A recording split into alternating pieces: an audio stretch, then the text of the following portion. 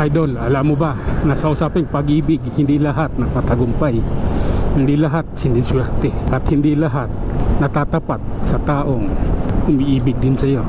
Karamihan dyan, naging kayo lang para gamitin ka, naging kayo lang para gatasan ka, naging kayo lang para panakit butas. Masakit ang katotohanan, mga idol, na sa usaping pag-ibig, sa usaping pagmamahal, maraming kalukuhang nakakapalibot nito.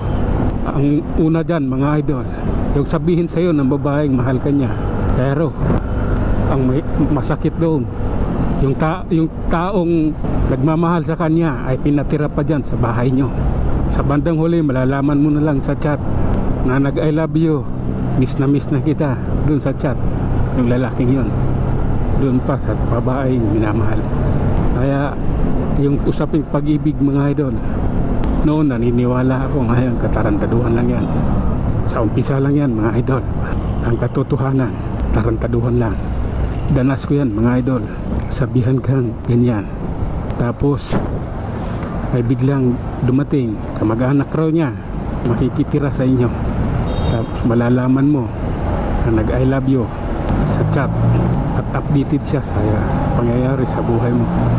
Hindi aamin yung babae, mga idol. Bihira ang babaeng aamin sa kanyang pagluloko. Tandaan natin yan, na ang babae pag nagloko, hindi yan basta-basta ang aamin. Dadaanin ka lang yan sa tawa-tawa, daanin ka lang yan sa ngiti-ngiti. Hindi yan basta aamin hanggat hindi mo siya nahuli sakto.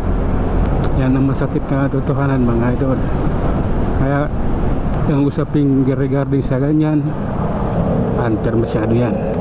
Noon naniniwala ako dyan, ngayon hindi na. Dala na ako sa usaping ganyan. Mas naniniwala ako doon sa pag-ibig na biglang dumating at mawawala rin. Mas okay pa yung ganoon, mga idol, kaysa doong kalukuhang loves never die, till death do us part. Katarantaduhan yan, mga idol. Kaya mag-ingat-ingat kayo.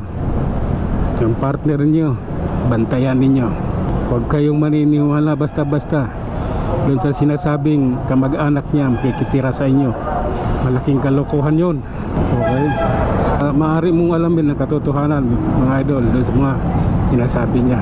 Maaari kang magmasid, maaari kang magmatyag, dahil kung talagang kamag-anak sila at lalaki yun, bakit kailangan niyang piliti makitira sa inyo kahit ang sikip na tinitirahan ninyo?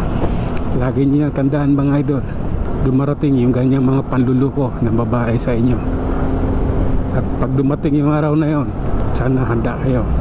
At sana alamin ninyo ang bawat pagkilos niya. Bantayan mo hanggat maaari. Dahil mahirap yung bukas, makalawa, malalaman mo na sila na at makapatay ka pa ng tao.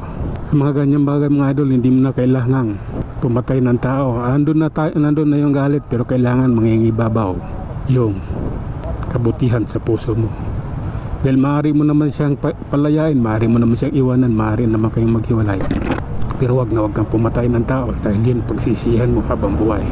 Mas maganda yung nasaktan ka pero malaya ka, kaysa nasaktan ka at nakapatay ka, nakulong ka pa.